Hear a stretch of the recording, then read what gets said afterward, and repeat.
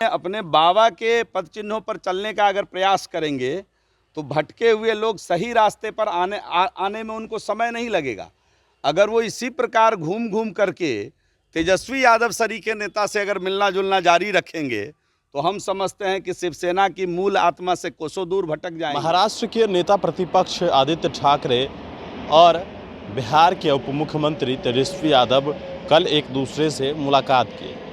इसके बाद दोनों नेता मिलकर बिहार के मुख्यमंत्री नीतीश कुमार के पास पहुंचे, जो कि विपक्ष के नेताओं को एकजुट करने में नीतीश कुमार लगे हुए हैं और उसी के तहत वो यहाँ पर पहुंचे थे।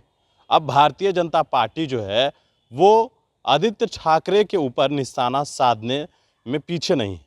बता दें आपको कि बिहार सरकार के पूर्व मंत्री जीवेश मिश्रा ने आदित्य ठाकरे के ऊपर निशाना साधा है। साथ ही साथ बिहार के उप मुख्यमंत्री तेजस्वी यादव पर भी जमकर हमला बोला है। जीवेश मिश्रा ने कहा है कि आदित्य ठाकरे जो है वो तेजस्वी यादव से भ्रष्टाचार के गुण सीखने के लिए यहाँ पर आए थे। कितना गुण सीख कर गए हैं ये तो वहाँ जाने के बाद ही पता चलेगा।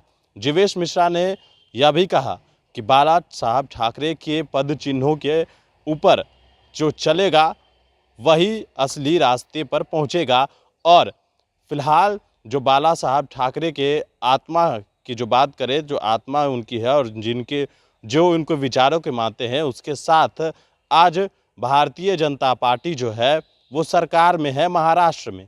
तो ये लोग जो हैं वो भ्रष्टाचार के गुण सीखने के लिए आए थे तेजस्वी यादव से। और नीतीश कुमार जो विपक्षता की एकजुट की बात कर रहे हैं, विपक्ष की एकजुटता की बात कर रहे हैं, तो कुछ दिन पहले केसीआर आए थे, उनका क्या हुआ, क्या कुछ कह रहे हैं बिहार सरकार के पूर्व मंत्री जीवेश मिश्रा, सुनवाते हैं उस बयान को। तो नीतीश कुमार से मुलाकात भी की है। आदित्य ठाकरे पटना आए थे तेजस्वी यादव जी से भ्रष्टाचार के गुर सीखने। वो कितना सीख पाए, कितना सीख कर गए, ये तो महाराष्ट्र पहुंचने के बाद पता चलेगा।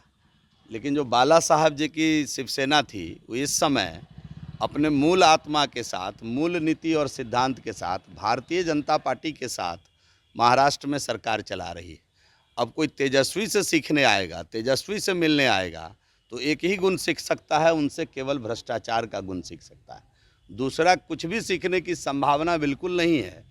और नीतीश जी से मिलकर के अगर विपक्षी एकता की बात करते हैं तो कुछ दिन पहले केसीआर यहाँ आए थे। जो लोग मिलकर के एक प्रेस कॉन्फ्रेंस में अपनी एकता नहीं दिखा सकते हैं वो विपक्षी एकता कर लेंगे। नरेंद्र भाई मोदी इस देश के सर्वप्रिय, मनप्रिय, जनप्रिय, लोकप्रिय नेता हैं। उनके सामने किसी भी प्रकार की कोई विपक्षी एकता कामयाब नहीं हो सकती। वो चुनाव किसके साथ लड़े थे और सरकार किसके साथ बनाए उनको याद नहीं है क्या? उनकी उम्र कम है।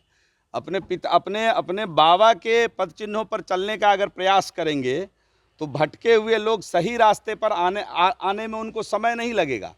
अगर वो इसी प्रकार घूम घूम करके तेजस्वी यादव सरीखे नेता से अगर मिलना जुलना जारी रखेंगे तो हम समझते हैं कि शिवसेना की मूल आत्मा से कोसों दूर भटक जाएंगे। फिर कभी वापसी की संभावना भी शिवसेना में नहीं दिखेगी।